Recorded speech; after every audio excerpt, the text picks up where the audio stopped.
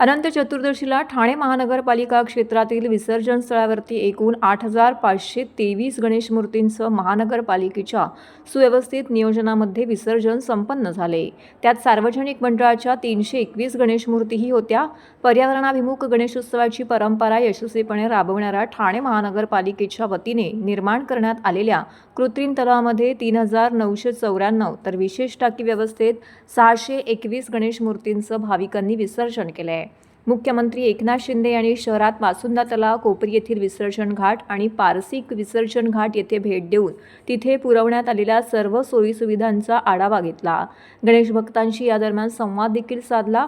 यावेळी खासदार नरेश म्हस्के, महापालिका आयुक्त सौरभ राव, अतिरिक्त आयुक्त संदीप माळवी, अतिरिक्त आयुक्त प्रशांत रोडे, उपायुक्त मनीष जोशी, शंकर पाटोळे उपस्थित होते।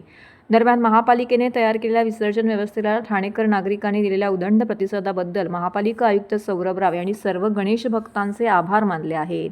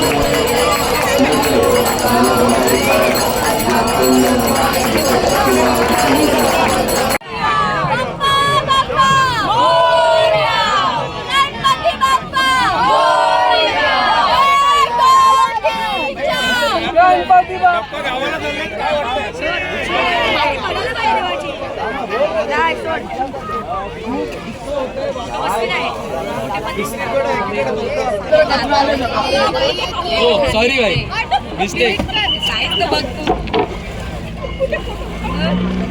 ये कितन बस करना